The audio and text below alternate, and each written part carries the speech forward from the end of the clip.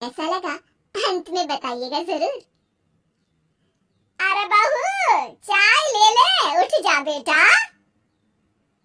अरे मम्मी रहने देती ना, मैं उठ तो रही थी। अरे कोई बात नहीं, खाने में क्या बनाना है वो बता दे। देख लो माँ, कुछ भी जो ये कहे बना लेते हैं। बेटा मैंने तो जो सब्जी थी वो काट दी है, तू बस रोटियां बना लेना। ये हर रोज सुबह का सीन था ममता के ससुराल का। एक दिन पड़ोसन कहती है, अरे बहन जी, सारा दिन काम करती रहती हो, थकती नहीं क्या आप? बहू क्या करती रहती है सारा दिन? अरे वो भी कुछ ना कुछ करती ही रहती होगी। अब इतनी भी बूढ़ी तो नहीं हूँ मैं जो बैठ जाऊं कि सामने काम पड़ा है और मैं बैठी रहूं। अरे लेकिन बहू की तो आदत खराब हो जाएगी जब सारा काम आप ही कर दोगी। अरे ठीक है ना, कम उम्र में हमारी भी शादी हुई थी। अब आजकल के पढ़ने लिखने वाले बच्चों को सारी जिम्मेदारी लेने में भी तो वक्त लगता है।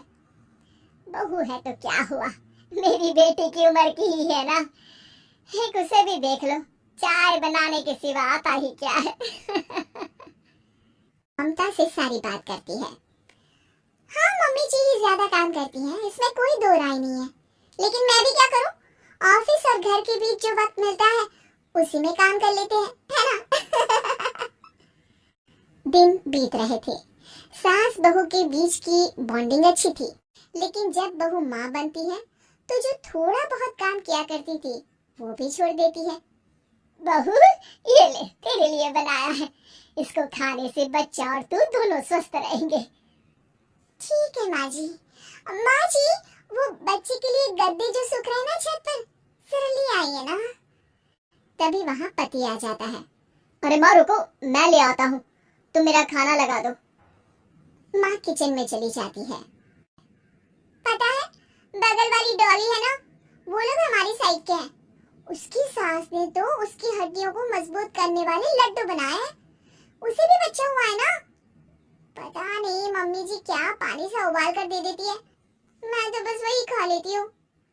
अरे तो तुम्हारे साइड बनता है तो तुम अपनी माँ से बोल दो, वो बना देंगी। आहा, माँ की तबीयत ठीक नहीं रहती, तुम जानती हो ना, कैसे बनाएंगी वो? अरे क्या हो गया सासू माँ को? कल तक तो फेसबुक में किटी की फोटो डाल रही थी। अच्छा अच्छा चुप रहिए, डॉली की सास ने बनाया है, तुम लोगों का भी तो फर्ज बनता है। तभी वहाँ सास आ जाती है। ये ले बहू गर्म पानी की बोतल, गर्म पानी पीने से पेट अंदर हो जाएगा। नहीं नहीं माँ जी, गर्म पानी पीने से प्यास नहीं बुझती। अरे पी लेना बेटा, वो बगल वाली डॉली को तो जानती है ना, जो तुम लोगों के साइड की है। तेरे साथ ही उसका भी बच्चा हुआ था, बेचारे का कोई ख्याल रखने वाला नहीं, सारा काम करती है और रात में बस एक लड्डू खाकर सो जाती है। पेट तो लटक ही गया है और बच्चा तो कितना कमजोर सा है उसका। अच्छा माँ, क्या बात है, डॉली की ये हाल है? क्यों मैडम, क्या कहना है आपका? पता है मुझे, किसी के पास मेरी सास की तरह सास थोड़ी ना है। नहीं नहीं बेटा, ऐसा नहीं है, मेरे लिए तो तुम सभी मेरे बच्चे जैसे ही हो। ममता को समझ में नहीं आता कि वो सास में कैसे कोई बुराई निकाले, क्योंकि हर कोई उससे उसकी सास की तारीफ ही किया करता था। एक रोज ममता के घर उसकी ननद आती है। अरे भाभी, मुन्नी को तो 6 महीने हो गए, आप अभी भी बेड पर हो। आ गई आप, कैसी है बुआ? बच्चा होने के 6 महीने बाद आई हैं आप। भाभी अमेरिका दूर है ना, तो वक्त लग जाता है, अब इनकी छुट्टी अभी थी तो सभी आ गए। वैसे माँ कहाँ है? थकी हारी सास बेटी को देखकर खुश हो जाती है। माँ, इस बार तेरा वीजा तैयार है, मेरे साथ चलने को तैयार रहना। हाँ बेटा, मैं तैयार हूँ। अरे ऐसे कैसे माँ, मैं कैसे मैनेज करूँगी? कैसे मतलब? जैसे मैंने किया अमेरिका में, आप इंडिया में कर लेना।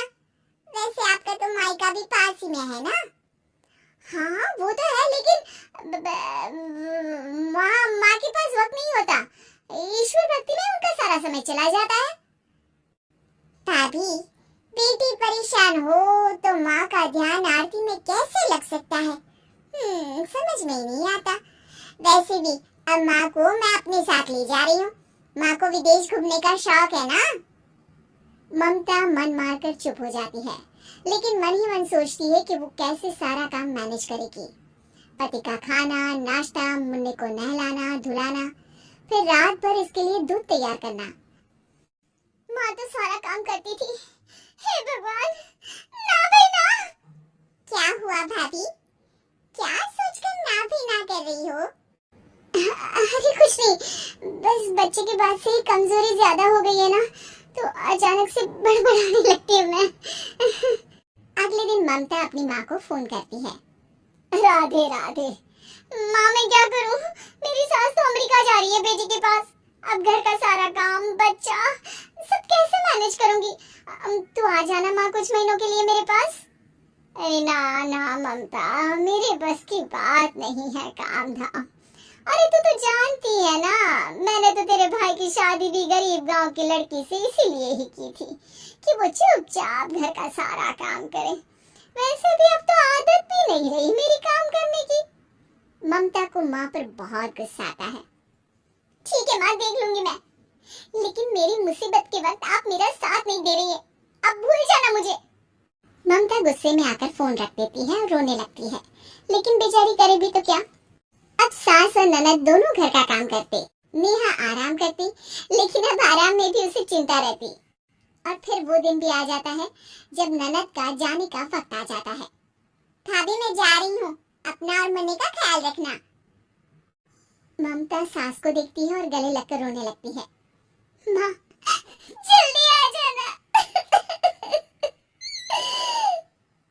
सास मुस्कुराकर कहती है, कहाँ से ममता, मैं कहीं नहीं जा रही। मैंने देखा कि मेरे जाने के बाद से ही तू परेशान हो गई थी, इसीलिए मैंने अपना जाना कैंसिल कर दिया है। तू चिंता ना कर, मैं तेरे साथ ही रहूंगी। ममता को अपनी माँ की बात याद आती है कि कैसे उसके कहने पर भी ममता की परेशानी को समझने की बजाय उसने मना कर दिया, जबकि सास ने बिना कुछ कहे बहू की समस्या पढ़ ली। हाँ माँ, हम सब साथ चलेंगे बाद में दीदी के घर अमेरिका। आज से आप रानी बनकर रहना और मुन्ने को देखना। मैं समझ चुकी हूँ,